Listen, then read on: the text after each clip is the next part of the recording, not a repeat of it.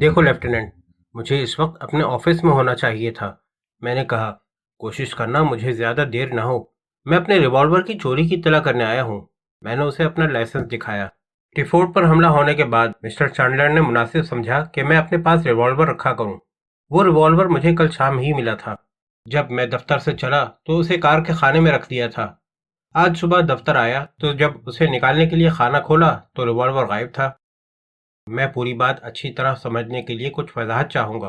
Gold station نے paid اور pain اٹھاتے ہوئے کہا، کل تم دفتر سے کب روانہ ہوئے تھے؟ تقریباً 7:30 بجے۔ سیدھے گھر گئے تھے؟ نہیں، پہلے ایٹس بار میں جا کر کھانا کھایا، پھر گھر روانہ ہوا۔ کیا تم عموماً گھر پر کھانا نہیں کھاتے؟ کھانا گھر پر ہی کھاتا ہوں، مگر کل رات میری بیوی اپنی ایک سہیلی کے گھر چلی گئی تھی۔ تم نے اپنی کار مقفل کر دی تھی؟ نہیں، میری حماقت کہہ لو۔ میں نے ریوالور خانے میں رکھا اور کھانے چلا گیا۔ ایٹس بار قریب ہی ہے۔ کھانا کھا کر سیدھے گھر گئے تھے؟ ہاں، گھر جا کر روزانہ کی ڈاک دیکھی، پھر لوسیلا بودر کے گھر گیا جہاں میری بیوی تھی۔ اسے اس کی ڈاک دی، کچھ باتیں کی۔ میری بیوی لوسیلا کے ساتھ ڈلاس جا رہی ہے کیونکہ اس کی ماں کی طبیعت خراب ہے۔ اس کے بعد میں گھر واپس آ گیا۔ تم نے اپنی کار لوسیلا کے مکان کے سامنے کھڑی کی تھی؟ ظاہر ہے، بغیر مقفل کیے۔ ہاں۔ پھر جب گھر پہنچے تو کیا وقت تھا؟ میرا خیال ہے 9 بجنے کے قریب تھے۔ میں نے کار گیرج میں کھڑی کی اور کام میں مصروف ہو گیا۔ آج صبح دفتر آتے ہوئے پہلے سگریٹ خریدنے امپیریل ہوٹل گیا۔ وہاں بھی کار مقفل کیے بغیر پارک کی ہوگی؟ ہاں۔ پھر جب آفس آیا تو خانہ دیکھنے سے معلوم ہوا کہ ریوالور چوری ہو چکا ہے، چنانچہ میں یہاں موجود ہوں۔ گویا جب سے تم نے کار ریوالور کے خانے میں رکھا اسے بغیر مقفل کیے پارک کرتے رہے؟ گولڈ اسٹین نے پوچھا۔ ہاں، بلا شبہ یہ میری غلطی تھی، مگر میرا ذہن مختلف مسائل میں الجھا ہوا تھا، مجھے اس کا خیال ہی نہیں آیا۔ میں سمجھ سکتا ہوں، تمہارا میگزین بہت غیر معمولی ہے۔ واقعے پر ایک بار پھر نظر ڈال لیں۔ جب تم کھانا کھا رہے تھے تب تمہارا ریوالور چوری ہو سکتا تھا۔ تم اپنی بیوی کو خط دینے لوسیلا کے گھر گئے تھے، ریوالور اس وقت بھی چوری ہو سکتا تھا۔ پھر جب تم امپیریل ہوٹل پر سگریٹ خرید رہے تھے تب بھی کوئی اسے چرا سکتا تھا۔ کیا میں ٹھیک کہہ رہا ہوں؟ ہاں۔ جو ریوالور چوری ہو جائے وہ ہمارے لیے ایک مصیبت کھڑی کر دیتا ہے، گولڈ اسٹین نے کہا۔ میں گوڈی کے قتل کی تفتیش کر رہا ہوں۔ وہ تمہارے گھر کے قریب ہی رہتا تھا۔ اسے اشاریہ 38 بور کے ریوالور سے گولی ماری گئی ہے۔ وہ میری طرف بڑے غور سے دیکھ رہا تھا، مگر میں جانتا تھا کہ وہ اس طرح کے سوالات کرے گا، اس لیے میں نے اپنے چہرے پر ہلکی دلچسپی کا تاثر پیدا کیا۔ ہاں، میں نے آج صبح اخبار میں پڑھا ہے، اور میں سمجھ رہا ہوں کہ جب تم نے کہا کہ چوری ہونے والا ریوالور تمہارے لیے مصیبت کھڑی کر دیتا ہے تو تمہارا کیا مطلب تھا۔ مجھے افسوس ہے کہ میں نے بے پرواہی سے کام لیا۔ تم گوڈی سے کس حد تک واقف تھے؟ تو تمہارا خیال ہے کہ اسے چوری ہونے والے ریوالور سے قتل کیا گیا ہے؟ پہلے مجھے یہ یقین کرنا ہے کہ ریوالور واقعی چوری ہوا ہے، گولڈ اسٹین خفیف مسکراہٹ سے بولا۔ تب مجھے یہ یقین کرنا ہوگا کہ اس ریوالور سے گوڈی کو گولی مار دی گئی ہے۔ مگر تم نے میرے سوال کا جواب نہیں دیا کہ تم گوڈی سے کس حد تک واقف تھے۔ نہ ہونے کے برابر، میں نے جواب دیا۔ میں کبھی اس کے اسٹور نہیں گیا، لیکن کس قدر عجیب بات ہے کہ 2 دن قبل وہ خود مجھ سے ملنے آیا تھا، اور تب اس سے یہ میری پہلی ملاقات تھی۔ وہ تمہارے گھر آیا تھا؟ گولڈ اسٹین نے کچھ دلچسپی سے پوچھا۔ نہیں، میرے آفس آیا تھا۔ وہ میرے میگزین میں اشتہارات کے نرخ معلوم کرنا چاہتا تھا۔ اس کی خواہش تھی کہ میں اپنے کسی آدمی کو اس کے اسٹور بھیجوں تاکہ وہ اسٹور کے بارے میں کچھ لکھ سکے، مگر میں نے اسے بتایا کہ ہم اس طرح کے اشتہارات نہیں لیتے۔ وہ تمہارے پاس خود آیا تھا؟ ہاں۔ کیا وہ اس سلسلے میں تمہیں فون نہیں کر سکتا تھا؟ اس کے اسٹور سے تمہارے آفس تک تو کافی فاصلہ ہے۔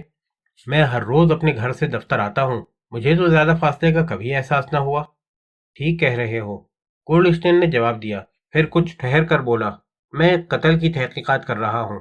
چونکہ تم یہاں آئے ہو اور چونکہ تمہارے پاس اشاریہ 38 کا ایک ریوالور ہے یا تھا، تو مجھے بتا سکتے ہو کہ گزشتہ رات 8 بجے سے 9 بجے تک تم کیا کر رہے تھے؟ میرا خیال ہے کہ میں اس کی وضاحت کر چکا ہوں، میں بولا۔ میں کوشش کر رہا تھا کہ چہرے پر کوئی خاص تاثر پیدا نہ ہو۔ تقریباً 8:15 بجے میں اپنی بیوی سے بات کر رہا تھا۔ تقریباً 9 بجے اپنے گھر واپس کیا، 11:30 بجے تک کام کیا اور پھر سو گیا۔ اپنی بیوی کے علاوہ کسی پڑوسی سے بھی ملاقات ہوئی؟ جب میں گھر روانہ ہونے والا تھا تو اتفاق سے ہیری مچل مل گیا۔ اسے تو تم جانتے ہو۔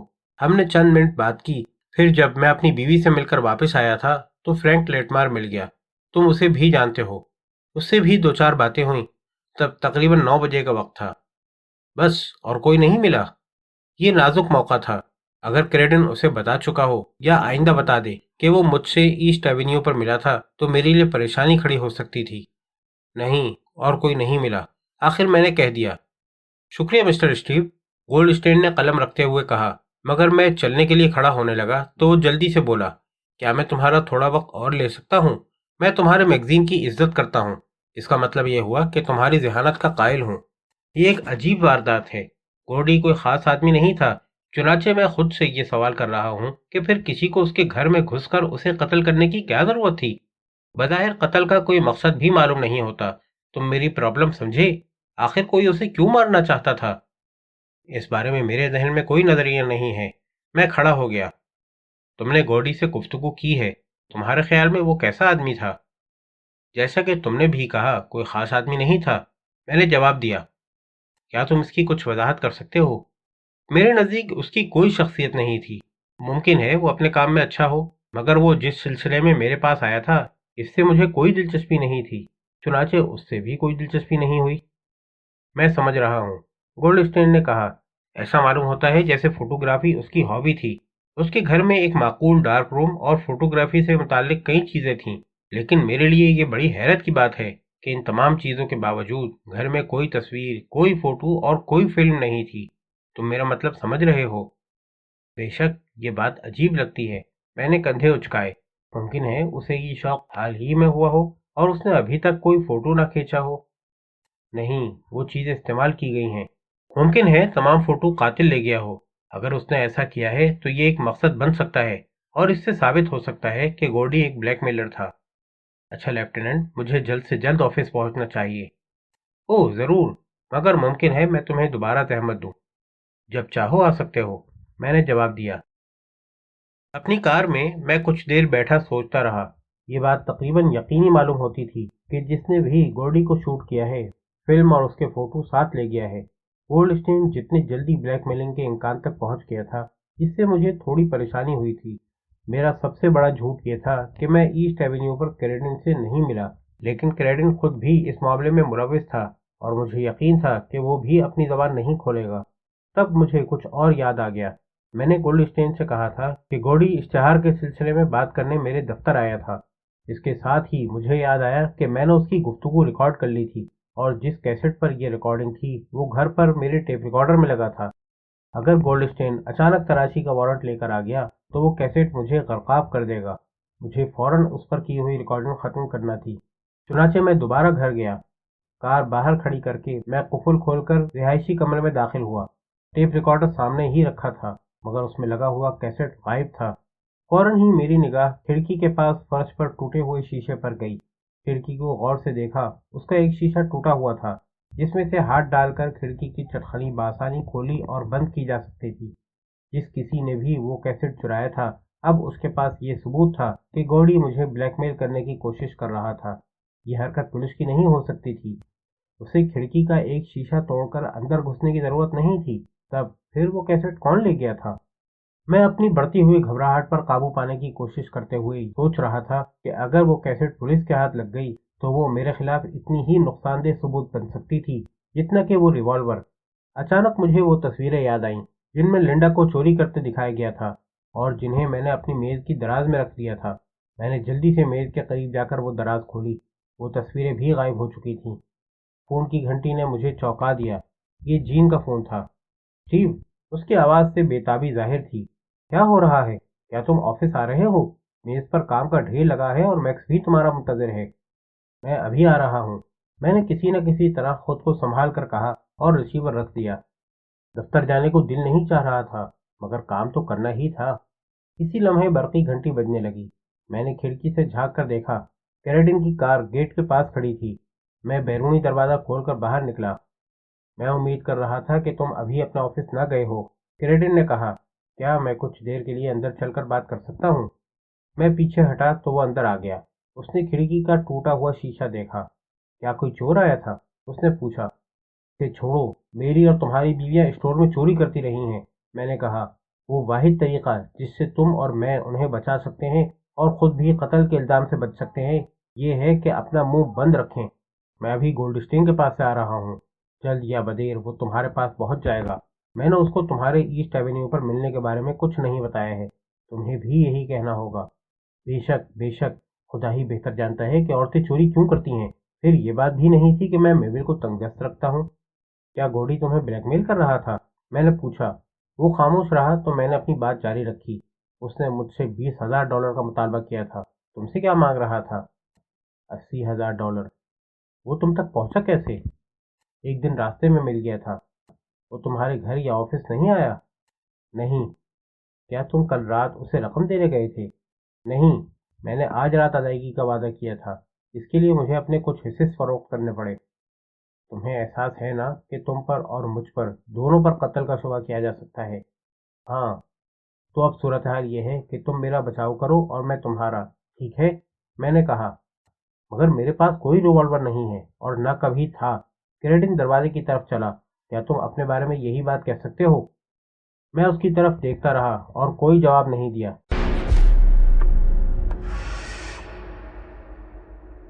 जीन ने जब ये कहा था कि मेरी मेज पर काम का ढेर लगा हुआ है तो किसी मुबालगे से काम नहीं लिया था। मजीद ये कि मैक्स भी मेरे इंतजार में किसी पिंजरे में बंद शेर की तरह इधर से उधर टहल रहा था। सुबह का तमाम वक्त हम हैमंड के आर्टिकल पर काम करते रहे और मैक्स की मौजूदगी में मैं जीन से कोई बात नहीं कर सकता था। खुदा खुदा करके मैक्स गया तो जेरेमी रफर्टी आ गया। वो सड़कों पर तशद्दुद के मौजू पर लिख रहा था और मजमून इतना अच्छा था कि मैंने उसे अगले शुमारे में शाये करने का फैसला कर लिया। मैंने अपने उस आर्टिस्ट को फ़ोन किया जो मज़ामीन के पस मंज़र में तस्वीर बनाया करता था और उसे समझाया कि रॉफर्टी के मजमून के सिलसिले में उसे किस किस्म की तस्वीर बनानी है। फिर जब रॉफर्टी भी चला गया तब मैं जीन के ऑफिस गया, मगर वो हमारे बाद मुश्तहरीन से गुफ्तगू में उलझी हुई थी। उस वक्त तक 12 बज चुके थे। मैंने जॉडी से कहा कि वो इस बार फ़ोन करके मेरे लिए कुछ सैंडविचेस मंगा ले। फिर खाने के दौरान में मैंने अस्पताल फ़ोन करके वली की हालत के बारे में पूछा। अभी कुछ अच्छे हालात नहीं हैं, डॉक्टर स्टेन स्टेट ने बताया। इलाज का उस पर इतना असर नहीं हो रहा है जितना कि होना चाहिए था। मैंने आज डॉक्टर कॉर्सन को बुलाया है कि वो भी देख लें। उसके सर पर जो ठोकरें मारी गई हैं उन्होंने मेरे ख्याल से ज़्यादा नुकसान पहुंचाया है। मगर तुम तो कह रहे थे कि खतरे वाली कोई बात नहीं है। मैंने बेचैनी से पूछा। अभी मैं सिर्फ इतना ही कह सकता हूँ कि उसे इलाज से खातिर ख्वाह फायदा नहीं हो रहा है, डॉक्टर ने जवाब दिया। कार्सन ने उसके एक्सरे देखे हैं। वो ही फैसला करेंगे कि ऑपरेशन होना चाहिए या नहीं। क्या तुमने ये बात शेरले को भी बता दी है? बिल्कुल बता दी है। वो होश में है या नहीं? नहीं। और ये डॉक्टर कॉर्सन कौन है? ये हमारे बेहतरीन दिमागी सर्जन हैं। मिस्टर चांडलर ने कहा था कि वली के इलाज के सिलसिले में खर्च की कोई परवाह ना की जाए और बेहतरीन इलाज मुआवजा फराहम किया जाए। चुनाचे ऐसा ही किया जा रहा है। ये कब तक मालूम होगा कि ऑपरेशन किया जाएगा या नहीं? 5 बजे तक। मैं तुम्हें फ़ोन कर दूंगा। शुक्रिया, मैंने कहा और रिसीवर रख दिया। मुझे कुछ ऐसा एहसास हो रहा था कि वली मुझे गॉडी के बारे में ज़्यादा मालूमात दे सकता है। मैं उससे पूछना चाहता था कि उसे लोसीला बोदर, क्रेडिन और लेटमार की बीवियों के नाम किस तरह मालूम हुए और ये कि क्या उनके अलावा कुछ और नाम भी हैं। उसी वक्त जीन मेरे ऑफिस में आई।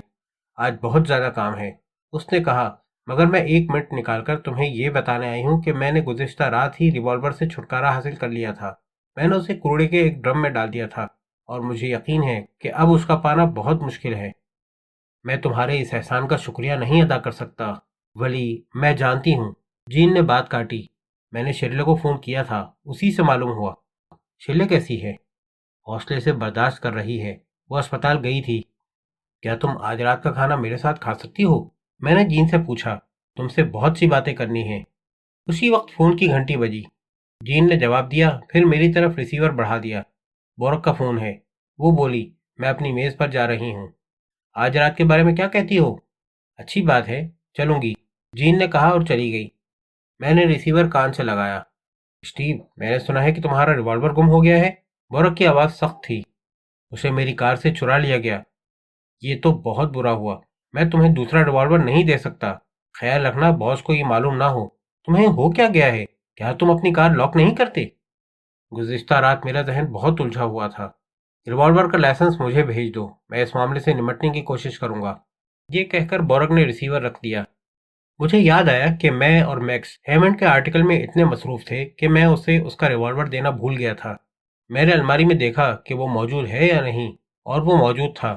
پھر ہیری لیسنگ آ گیا۔ وہ میگزین میں مالیات کے بارے میں کالم لکھتا تھا۔